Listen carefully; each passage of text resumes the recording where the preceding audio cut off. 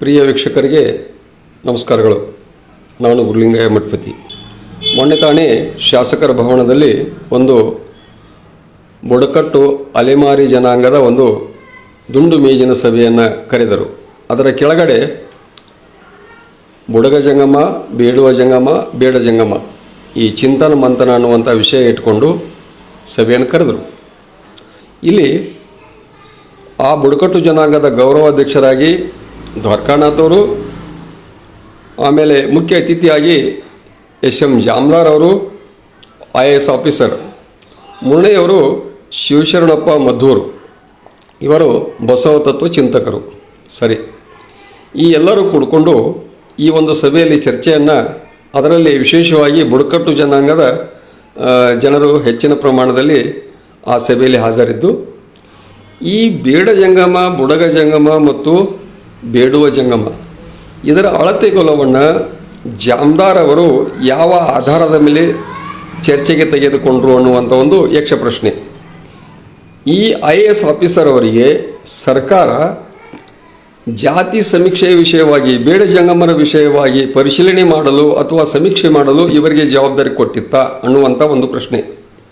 ಸರಿ, ಇವರು ಫೋನ್ ಮುಖಾಂತರ ನಮ್ಮ ಅಂಬೇಡ್ಕರ್ ರಕ್ಷಣಾ ವೇದಿಕೆಯ ಸಂಚಾಲಕಿ ಸುಜಾತ ಮಠದವ್ರ ಜೊತೆಗೆ ಮಾತನಾಡಿದಾಗ, ನಾನು ಆ ಸಭೆಗೆ ಅಚಾನಕ್ಕಾಗಿ, ಅಂದರೆ ಒಂದು ಗೋಪಾಲ್ ಗೌಡರ ಒಂದು ಹಾಜರಾತಿ ಅವರು ಫೋನ್ ಮಾಡಿ ಕರೆದಿದ್ದಾಗ ನಾನು ಹೋಗಿದ್ದೆ ಅನ್ನುವಂಥ ಒಬ್ಬರು ಆ ಬುಡಕಟ್ಟು ಮತ್ತು ಜನಾಂಗದ ವಿಷಯವಾಗಿ ಅತಿಥಿಯಾಗಿ ಹೋದವರು ಬೇಡ ಜಂಗಮರ ಕುರಿತು ವ್ಯತಿರಿಕ್ತವಾಗಿ ಸಮಾಲೋಚನೆ ಮಾಡುವುದು ಎಷ್ಟು ಸರಿ?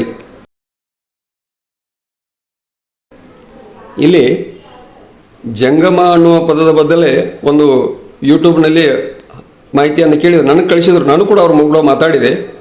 ನಿಮಗೊಂದು ನಾನು ವಿಡಿಯೋ ಕಳಿಸ್ತೀನಿ ನೋಡ್ರಿ, ಆಮೇಲೆ ಮಾತಾಡೋಣ ಅಂತ ನನಗೂ ಕೂಡ ಹೇಳಿದರು. ಆಯಿತು, ಆದರೆ ಆಮೇಲೆ ಫೋನ್ ಮೇಲೆ ಸಿಗಲಿಲ್ಲ. ಇಲ್ಲಿ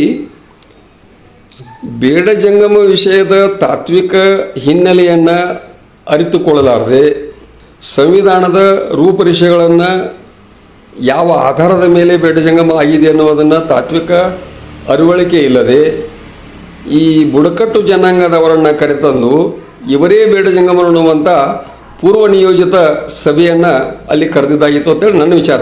ಯಾಕೆಂದರೆ ಈ ಅಲೆಮಾರು ಬುಡಕಟ್ಟು ಜನಾಂಗಕ್ಕೆ ಅವರದೇ ಆದಂಥ ಒಂದು ಸಮಿತಿ ಇದೆ. ಅವರು ಒಂದು ಸಿಕ್ಕಾ ಮತ್ತು ಲೆಟ್ರ್ಯಾಡ್ ಮಾಡಿದ ನಂತರ ಬುಡಗ ಜಂಗಮ, ಬೇಡ ಜಂಗಮ ಆಗಲಿಕ್ಕೆ ಸಾಧ್ಯವಿಲ್ಲ. ಇದಕ್ಕೆ ನೂರಾರು ವರ್ಷಗಳ ದಾಖಲೆ ಅವಶ್ಯಕತೆ ಇದೆ. ಆ ದಾಖಲೆಯಲ್ಲಿ ಇವರು ಬುಡಕಟ್ಟು ಜನಾಂಗ, ಬೈರಾಗಿ, ಬಹುರೂಪಿ, ಹೀಗೆ ಹಲವಾರು ವಿಧಗಳಿವೆ.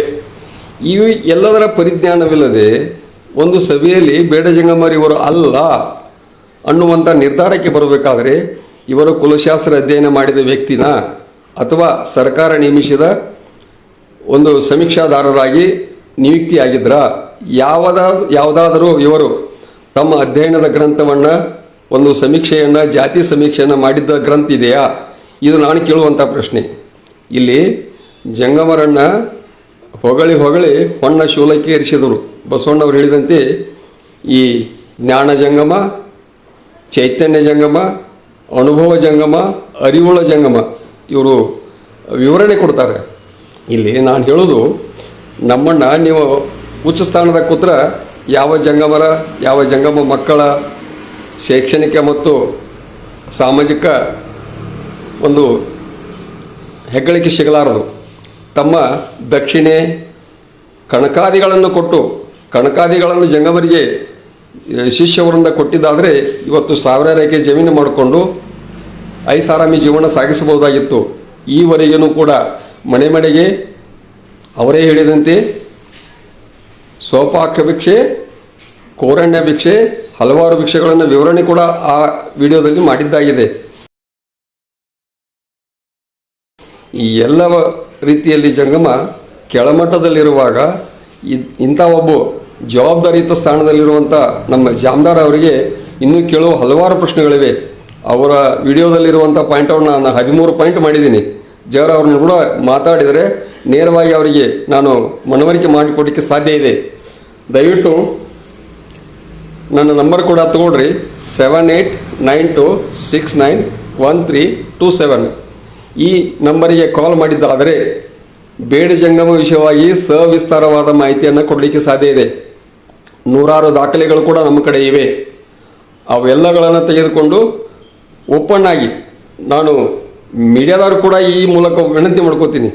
ಬೇಡ ಯಾವ್ಯಾವುದೋ ವಿಷಯ ತಗೊಂಡು ಟಿ ವಿಯಲ್ಲಿ ಡಿಬೇಟ್ ಮಾಡೋದಕ್ಕಿಂತ ಒಂದು ಸಮುದಾಯಕ್ಕೆ ಅನ್ಯಾಯವನ್ನು ನಿವಾರಣೆ ಮಾಡೋಕ್ಕೋಸ್ಕರ ಒಂದು ಡಿಬೇಟ್ ಕರೀರಿ. ಆ ಡಿಬೇಟ್ದಲ್ಲಿ ನಮ್ಮ ಬೇಡ ಜಂಗಮ ಸಮುದಾಯದ ಮುಖಂಡರು ಬರ್ತಾರೆ, ಡಿಬೇಟ್ದಲ್ಲಿ ಕುಂಡಿರ್ತಾರೆ. ಯಾವುದು ಸರಿ ಯಾವುದು ತಪ್ಪ. ಸರಿ ಬೇಡ ಜಂಗಮ ಅಲ್ಲ ಅಂತ ನೀವು ಹೇಳಿದ್ದಾದರೆ ಜಂಗಮ ಅನ್ನೋದನ್ನು ಯಾವ ಕೆಟಗರಿಯಲ್ಲಿ ಕೊಡ್ತೀರಿ? 2Aದಲ್ಲಿ ಕೊಡ್ತೀರಾ? EWSನಲ್ಲಿ ಕೊಡ್ತೀರಾ? ಎಲ್ಲಿ ಕೊಡ್ತೀರಿ? ಎಲ್ಲಿಯೂ ಜಂಗಮ ಅನ್ನೋ ಪದ ಎಲ್ಲಿಯೂ ಇಲ್ಲ. ವೀರಶೈವ ಲಿಂಗಾಯತ, ಆ ವೀರಶೈವ ಲಿಂಗಾಯತರ ಬದಲು ವಿಶೇಷವಾಗಿ ಅವರಿಗೆ ಜ್ಞಾನ ಐತಿ ಎಲ್ಲ ಗೊತ್ತಿಲ್ಲ. ವೀರಶೈವ ಅನ್ನೋದು ಒಂದು ಧರ್ಮ, ಲಿಂಗಾಯತ ಅನ್ನೋದು ಒಂದು ಪಂಥ.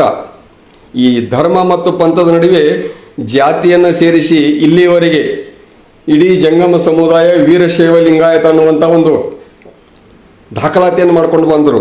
ಇದರಿಂದ ನಾವು ಮೋಸ ಹೋಗಿದ್ದೇವೆ. ಇದನ್ನು ನೇರವಾಗಿ ಜಾಮದಾರ್ ಅವರು ಅರಿತುಕೊಳ್ಬೇಕು. ಜಂಗಮ ಅನ್ನುವ ಪದ ಹೈದರಾಬಾದ್ ನಿಜಾಮರ ಕಾಲದ ದಾಖಲಾತಿಗಳನ್ನು ನಾವು ಕೊಡಲಿಕ್ಕೆ ತಯಾರಿದ್ದೀವಿ.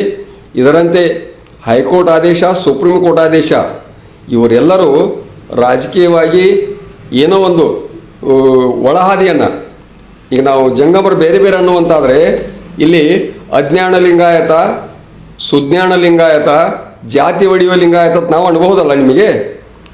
ದಯವಿಟ್ಟು ಅವೆಲ್ಲ ವಿಷಯಕ್ಕೆ ಸಂವಿಧಾನಬದ್ಧವಾದಂಥದ್ದಲ್ಲ. ಸಂವಿಧಾನದ ವ್ಯಾಪ್ತಿಯಲ್ಲಿರುವಂಥ ಒಬ್ಬ IAS ಆಫೀಸರ್ ಆಗಿ ತಾವು ಜವಾಬ್ದಾರಿಯುತವಾಗಿ ಆ ಸ್ಥಾನದಲ್ಲಿರುವಂಥವರು ಸಮಾಜಕ್ಕೆ ಮತ್ತು ಸರ್ಕಾರಕ್ಕೆ ಕೊಂಡಿಯಾದಂಥ ಒಬ್ಬ ವ್ಯಕ್ತಿ. ನೀವು ಯಾವುದನ್ನು ನಾವು ಮಾತಾಡಿದರೆ ನಮಗೊಂದು ಬೆಲೆ ಬರುತ್ತೆ, ನಮ್ಮ ಒಂದು ಡಿಗ್ರಿಗೆ ಅಥವಾ ನಮಗಿರುವಂಥ ಒಂದು ಮಾನ್ಯತೆಗೆ ಸಿಗುವಂಥ ಮಾತುಗಳನ್ನು ತಾವು ಆಡಬೇಕಂತ ಹೇಳಿ ಎಲ್ಲರಿಗೂ ನಮಸ್ಕಾರ. ಜೈ ಬೇಡ ಜಂಗಮ.